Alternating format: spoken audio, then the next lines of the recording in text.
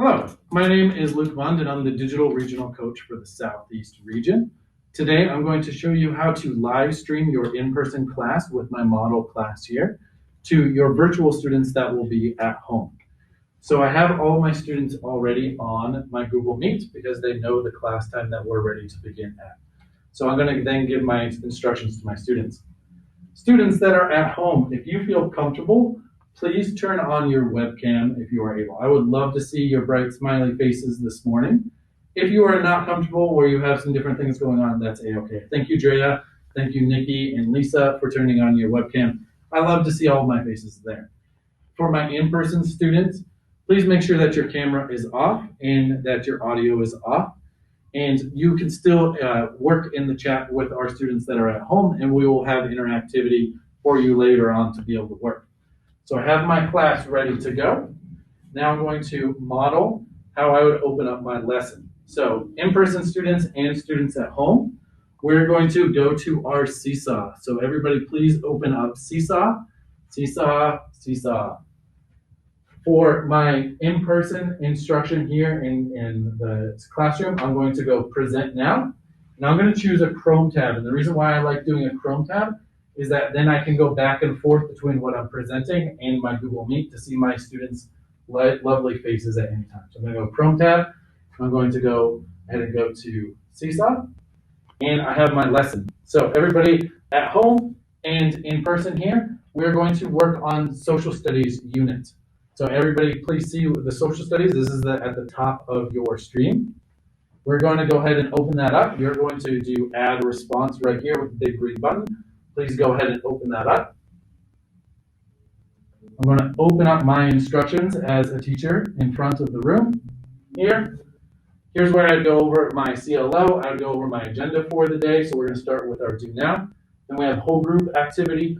We're going to break into some small groups. And then we're going to do an independent exit ticket for this. Class, we're going to start with our do now. This is going to be independent work time. As we're all in here, we have our primary source image of some children here. I want you to answer these questions, citing the image as much as you can for the answers to your image. I'm going to give you 5 minutes to complete this activity in a Seesaw. I am now going to open up my Google Meet so that I can monitor my students that are at home while I monitor my students that are in person here. Students that are at home, if you want to work with your webcam off, that is okay, or you can work with it on. Please make sure that you are muted and that you are not sharing your screen. And Matthew, would you feel comfortable sharing one of your responses at the end of our work time? Sure. And Lisa at home, would you feel comfortable sharing one of your responses? Thank you very much for that. I appreciate that. So we're going to have 5 minutes of work time now. Thank you, everyone. Okay.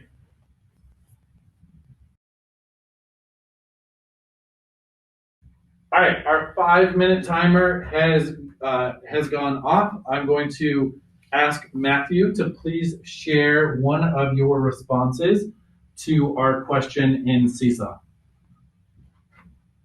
So Matthew, please share an answer to your do now. Sure. I noticed that there are walls and there are like cabinets or something on a table. So all of that looks like this is taking place inside. All right. Thank you for using evidence from our primary source. And Lisa, I have also asked you to share out. So I'm going to go ahead and pin Lisa so that all of my students that are in the class can see her here, nice and large. Drea, it's not time to present right now. Please stop presenting your screen. We are listening to Lisa. Thank you very much. All right, Lisa, thank you for sharing out one of your answers to our do now. So I looked at what objects do you see, and I saw a birthday cake and dolls and fancy plates and a silver tea set. All right, thank you, Lisa, for that. Thank you for sharing out your text evidence. Drea, we're not playing games right now. Remember our good digital citizenship. Remember our instructions at the beginning that we are not sharing your screen anymore, okay? Thank you for following along with that. All right, class, so that is our do now. We are then going to move into our whole group lesson. So we're going to be back on Seesaw. Hi, this is Lisa Lunn, Director of Educational Technology and Library Services. I just wanted to close out our session with just a few things to think about as we move to this in-person and remote learning with our students. Make sure that you discuss the new expectations that you have for in-person as well as your remote students interacting in your classroom.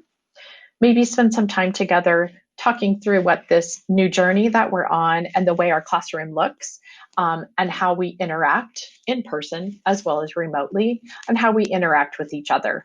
We've given you some examples of having our in-person students also interact with our remote students. We know this is important so that they feel a part of the classroom. So again, just going through and thinking, what are my expectations and how can my students help create those expectations in my classroom? There's some CRE guidance that we've given also in our Schoology course around thinking about cameras on for students, how they come to class. We know we want to welcome our students no matter how they come to class. We know there are expectations around making sure that we don't have gang colors on, we're not promoting alcohol or cigarettes or something that's offensive, but we need to welcome our kids to class. Even if they're wrapped up in a blanket, maybe they're laying on their sofa, but let's celebrate that they've come to our class today. So again, we'll have that CRE guidance in our Schoology course as well. Another thing to think about is our LMS systems, K5 Seesaw and 612 Schoology will be instrumental as we move forward with in-person and remote learning. We know that make this an equitable experience for all students, we'll need to make sure that all of our resources are housed within our LMS and that our students are able to access those whether they're remote or in person. We know this should be the starting point for all our students, getting used to a ritual and routine where our Google Meets are housed within there so students have access to those. And also knowing that at any time, there could be a chance that we go fully remote if there happens to be a spike in COVID or some type of breakout within your school.